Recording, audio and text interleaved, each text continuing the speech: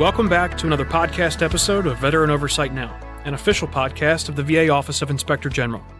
I'm your host, Austin Fox.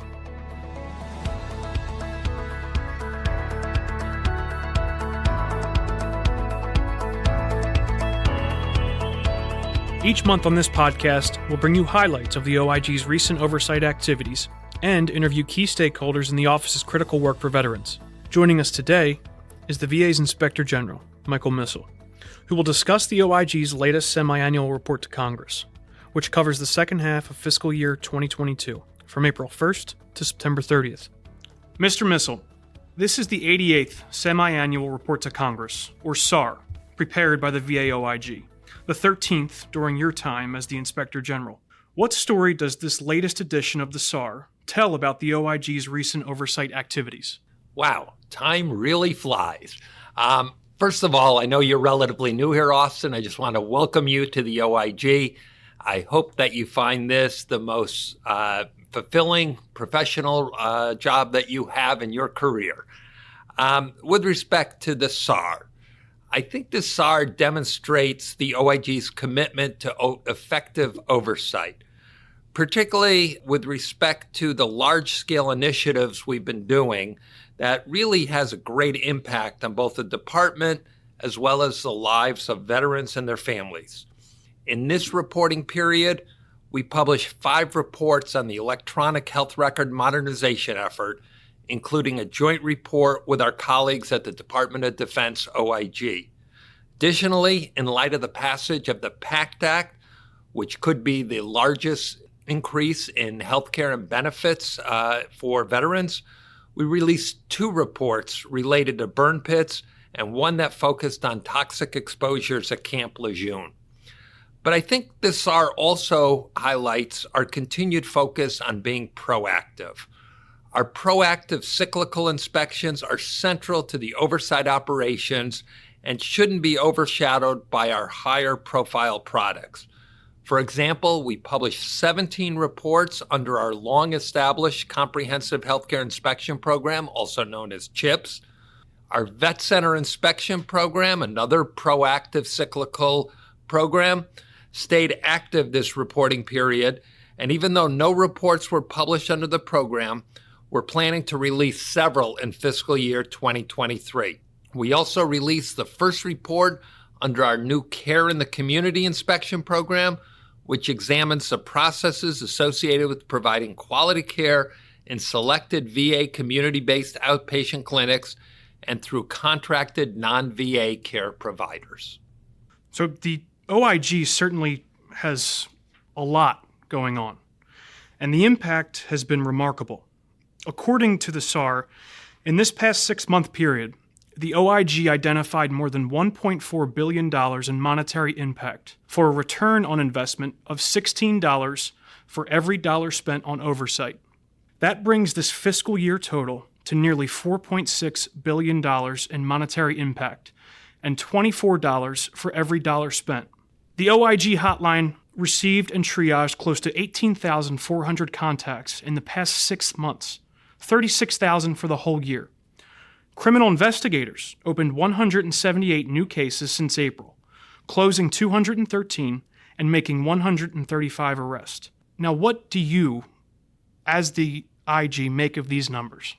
Well, these numbers certainly reflect the tremendous impact of our work and that veterans and their families are really looking to us to ensure they get the high-quality health care and benefits that they deserve. However, I've always said numbers only tell a part of the story, and the OIG's real value is the impact it has on VA and the lives of individual veterans and their family members. You mentioned 135 arrests. One of the people arrested was a fiduciary who was allegedly stealing money from her veteran uncle.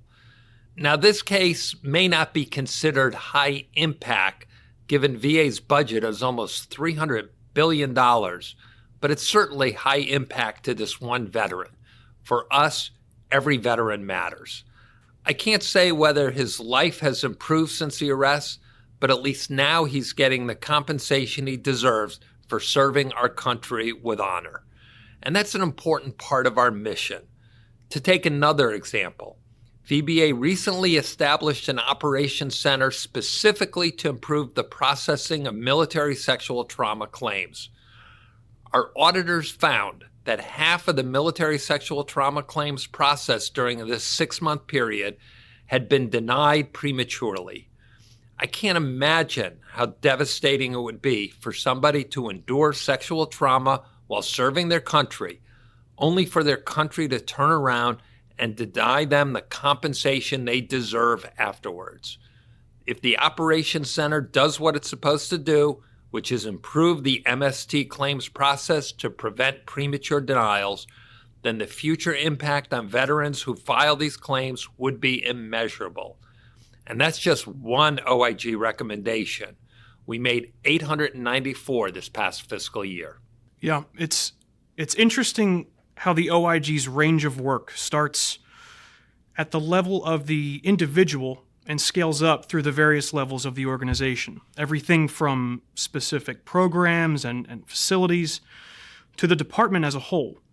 And the SAR illustrates this versatility more than any other OIG publication.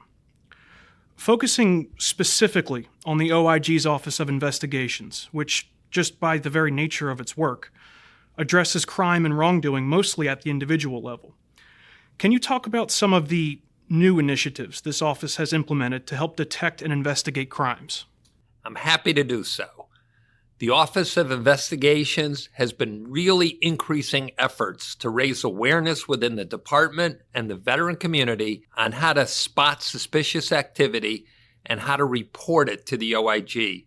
We developed an online toolkit that provides a list of key possible indicators specific to 10 different kinds of fraud and identifies common signs of alleged wrongdoing. Investigations also started disseminating periodic crime alerts, including one on fraud schemes in which VA was billed for unreceived home health care or other veteran services, and another on genetic testing scams. The more visibility we can have, the more opportunities to prevent and stop crimes we will have. It seems logical that the pandemic, among its many unfortunate impacts, would give rise to a greater number of healthcare testing scams.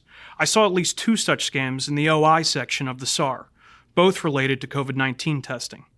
Can you share a little bit about these cases? Yes, and they're both such sad cases.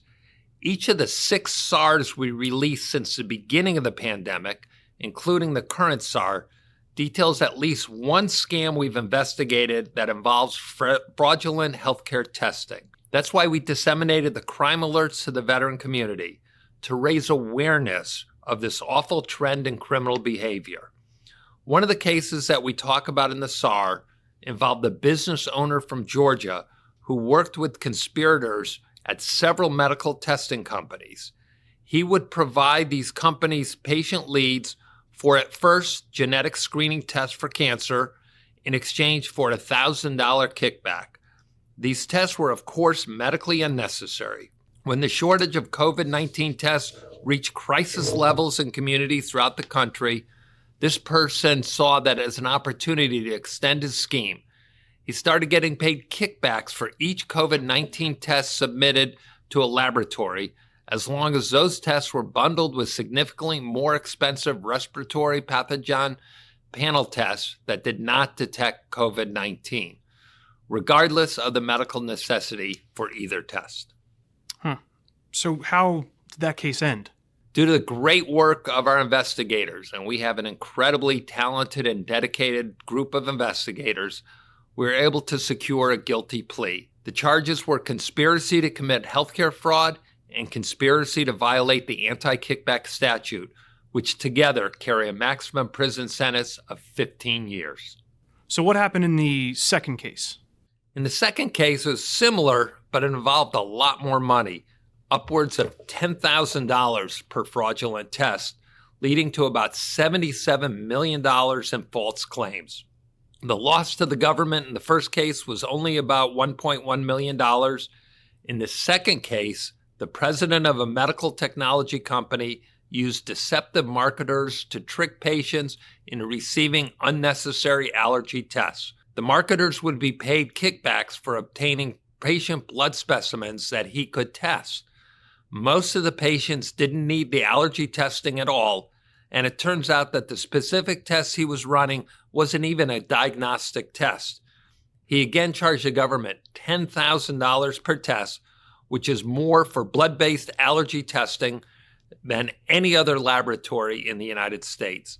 A federal jury found him guilty of 10 different felonies, and he's currently awaiting sentencing. Wow. And this case was also related to COVID-19. Yep, that's correct. Just like in the first case, when the country was reeling from the shortage of COVID-19 tests, this person saw a perfect opportunity to capitalize illegally. He announced that his company developed a new COVID-19 test and adjusted his marketing plan accordingly, spreading false information that Dr. Fauci and other government officials mandated everyone be tested for COVID-19 and allergies at the same time.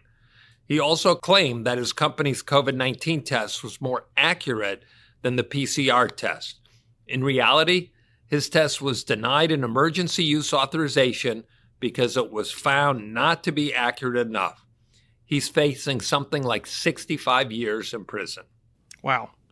So I'd like to switch gears to individual wrongdoing of another type. So the OIG's Office of Special Reviews conducts administrative investigations on high-ranking officials within VA who may have engaged in misconduct.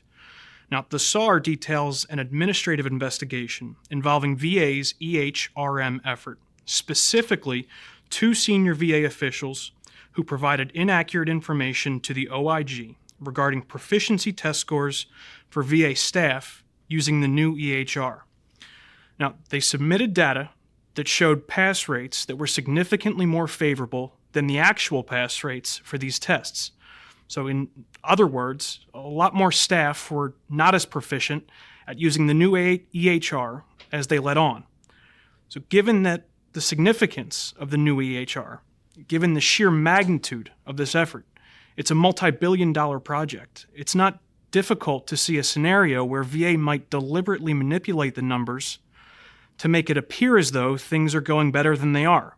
Did the officials in this investigation mislead the OIG and therefore the public deliberately? Well, first of all, you're absolutely right about the new electronic health record system that's being implemented now. It's such an incredibly expensive project, but as importantly, if not more importantly, it could have such an impact on the quality of healthcare that VHA provides.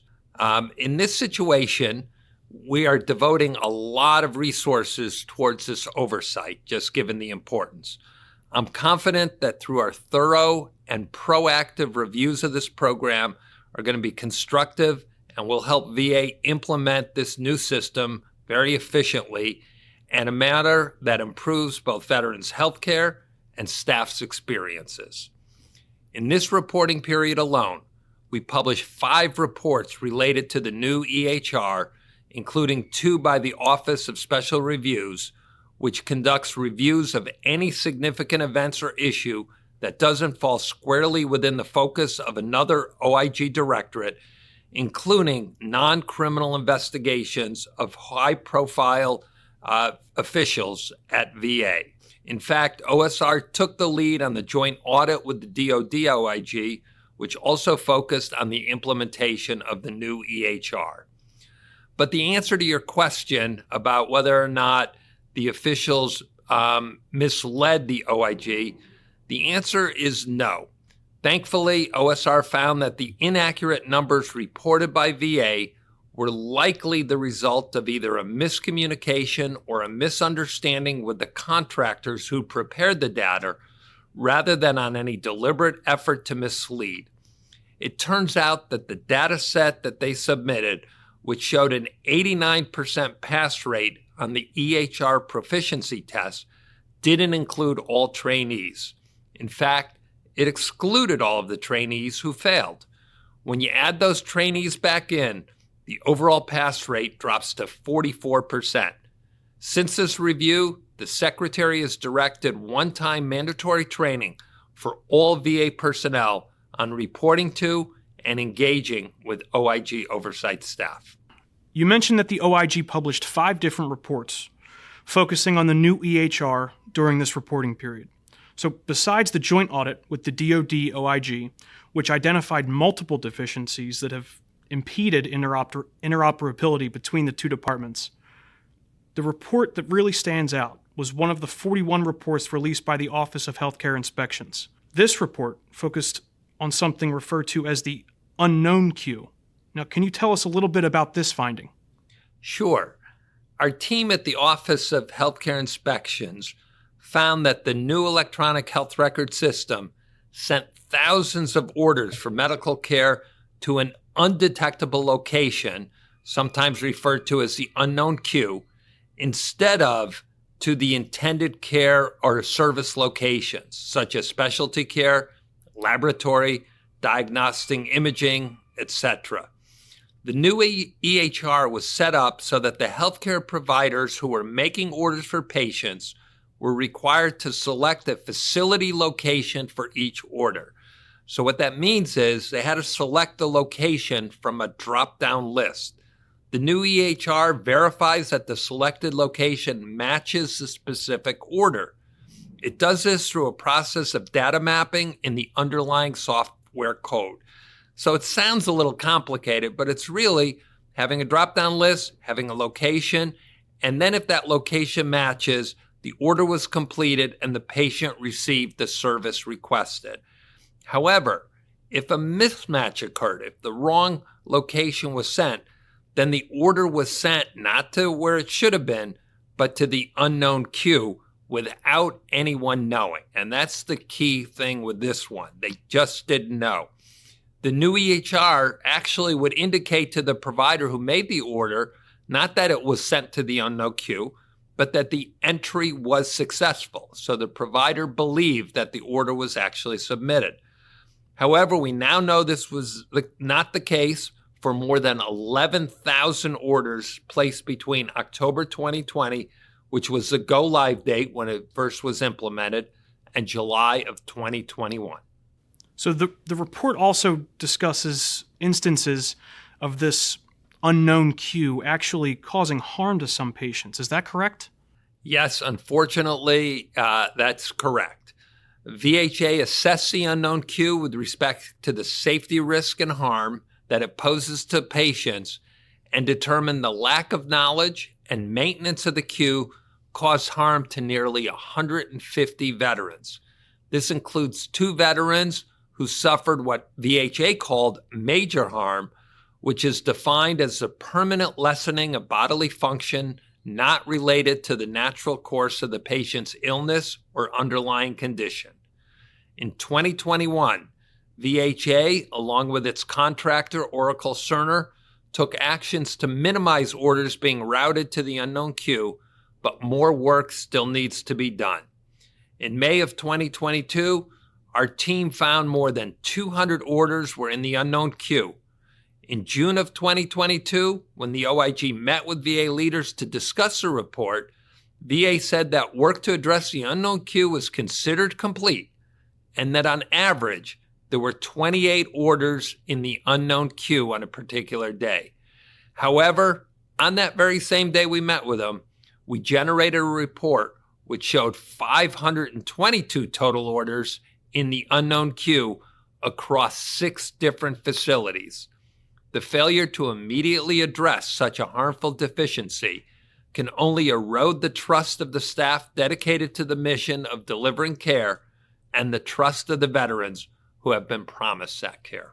So I imagine the OIG will continue its oversight of the new EHR for many years to come, regarding not only this specific unknown queue issue, but many others. Now, switching gears to another, perhaps equally impactful development, I want to talk about the PACT Act, which you note in the SAR as having been described as the largest healthcare and benefit expansion in VA history. It's possible that the PACT Act affects as many as 3.5 million veterans who may have been subjected to burn pits and other toxins during their service. The SAR includes summaries of 2 burn pit-related reports released by the Office of Audits and Evaluations. One of them was related to veterans receiving premature denials for burn pit-related claims. So what were the findings of this report? So this report is another critical report for our office, and again shows being proactive can be very beneficial for veterans. The overall finding by our audit team was that VBA couldn't improve its oversight and processing for these burn pit claims. The team looked at 3 samples of medical conditions that could be related to burn pit exposure. The first sample included conditions from VBA-identified burn pit-related claims where compensation was granted, while the second sample included those that were denied. The third sample included conditions from claims VBA did not identify as related to burn pit exposure at all. They found that the first sample, claims where compensation was granted, was mostly processed correctly, but there were a few instances of overpayments to veterans. The second sample, the denials, this was a big issue, was a lot more problematic. We found premature denials stemming from multiple errors, including staff failing to request medical opinions about whether conditions were due to the burn pit exposure, or failing to provide or direct examiner to review the burn pit fact sheets. All of this was due to confusing guidance about how to process these claims. The VBA medical examination request applications, not including burn pit exposure in its list of options, was another issue, and there was also a lack of oversight. Of the 1,000 conditions processed during the review period, again, these are conditions specifically associated with VBA-identified burn pit-related claims, we estimated 870 out of the 1,000 were processed incorrectly, with 630 having the potential to affect the amount of benefits granted. The third sample was even more problematic. Based on the sample, the team estimated that 97% of conditions that were not identified by VBA as related to burn pit exposure were processed improperly. In this case, we found VBA staff failing to take development actions to determine if claim conditions were due to burn pit exposure, and we included in our recommendations that VBA review all of these denials, and they concurred and agreed to do so. Wow, that's incredible. Mr. Missal, thank you for your time today. Is there anything else you'd like to add before you sign off? Austin, I really want to take this opportunity to thank our staff for their dedication and commitment to our mission. We could not accomplish what we do without their incredible efforts. We make a real difference for veterans and their families every single day. I encourage listeners to visit our website and read the Semiannual Report to Congress as it summarizes the scope and breadth of our oversight work and the value we bring to our veterans and their families. I look forward to speaking with you again. Thank you, IG Missal. And just like the IG said, if you'd like to read the Semiannual Report or any publication from the Office of Inspector General, visit our website at va.gov/OIG. Next up, a recap of October's monthly highlights. And now for some highlights of the VA OIG's work from October 2022. I'll start with investigations. There were significant updates to the 13 VA OIG investigations this month. I'll summarize a few of them here. A non-veteran sold fentanyl to a veteran residing in a homeless shelter on the grounds of the VA Medical Center in Butler, Pennsylvania. The veteran was later found deceased in his room by VA Police Service. The autopsy and toxicology results determined that the veteran died from a combined drug poisoning that included fentanyl. The defendant was sentenced in the Butler County Court of Common Pleas to 66 to 144 months imprisonment after pleading guilty to a first-degree felony charge of drug delivery resulting in death. The VA OIG, VA Police Service, Pennsylvania State Police, and Butler County District Attorney's Drug Task Force conducted the investigation. Another VA OIG investigation resulted in charges alleging that a former employee at the VA Regional Office in Bay Pines, Florida, opened a joint bank account that listed a friend who is a veteran as the other account holder. The defendant allegedly directed the veteran's VA compensation benefits to be deposited into this joint account. The veteran had been awarded VA compensation benefits without their knowledge and despite never having submitted a claim. The defendant allegedly used the funds for his own expenses. The loss to the VA is approximately $568,000. Another VA OIG investigation revealed that a former VA-appointed fiduciary misappropriated funds intended for her husband by spending the money on methamphetamine for herself, others, living expenses for 5 other people, vehicles for numerous individuals, and other items that did not benefit her husband. The defendant was sentenced in the Eastern District of Arkansas to 20 months incarceration, 3 years supervised release, and ordered to pay restitution of $143,000 after previously pleading guilty to misappropriation by a fiduciary. The last investigation I'd like to highlight resulted in charges alleging that 2 defendants submitted fraudulent applications for CARES Act funds for several nonprofit religious organizations and related businesses. The defendants allegedly spent the funds on renovations of their various properties as well as on luxury items. The total loss to the government is approximately $3.5 million. The defendants were arrested after being charged in the District of Massachusetts with conspiracy to commit wire fraud and unlawful monetary transactions. This investigation was conducted by the VA OIG, FBI, and the Pandemic Response Accountability Committee Fraud Task Force. Now on to the reports. The OIG published 6 reports in October, and I'd like to talk about 2 of them. The first report has to do with the Mission Act. Now, the Mission Act of 2018 is legislation meant to improve and modernize major parts of the VA.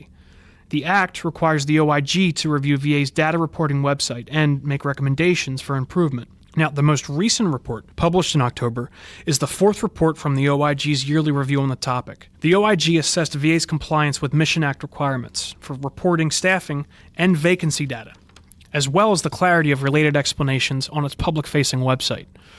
Now, the OIG made 2 recommendations. First, request legislative relief for any data they cannot report, or, this is the second, clearly explain the data limitations precluding VA from reporting all required elements of time-to-hire data.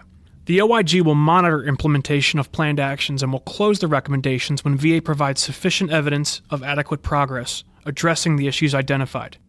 The second report, titled Evaluation of Quality, Safety, and Value in Veterans Health Administration Facilities, fiscal year 2021, involved OIG unannounced inspections at 45 VHA medical facilities from November 30th, 2020 through August 23rd, 2021.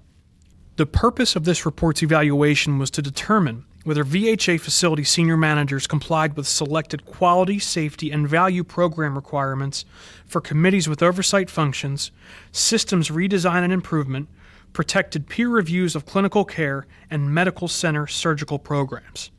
The results in this report are a snapshot of VHA performance at the time of the fiscal year 2021 OIG inspections, and may help leaders identify vulnerable areas or conditions that, if properly addressed, could improve patient safety and healthcare quality. The OIG found general compliance with many requirements, but did issue 3 recommendations based on identified weaknesses. The first recommendation is that the Undersecretary for Health, in conjunction with Veteran Integrated Service Network, or VISN, directors and facility senior leaders, ensures that facility peer review committees recommend improvement actions for Level 3 peer reviews. The second recommendation is make certain that facility surgical work groups meet monthly and core members consistently attend meetings. And the final recommendation is to ensure that facility surgical work groups consistently review surgical deaths. For more information about these reports and all the reports that the VA OIG published in October, head to our website at va.gov/OIG. Click on Reports under the Publications tab. That's it for this episode of Veteran Oversight Now. I encourage you to check out other episodes wherever you listen to podcasts. I'm your host, Austin Fox. Thanks for listening. This has been an official podcast of the VA Office of Inspector General. Veteran Oversight Now is produced by the Office of Communications and Public Affairs and is available at va.gov/OIG. Tune in monthly to hear how the VA OIG serves veterans, their families, and caregivers through meaningful, independent oversight. Report potential crimes related to VA, waste or mismanagement, potential violations of laws, rules or regulations, or risks to patients, employees, or property to the OIG online or call the hotline at 1-800-488-8244.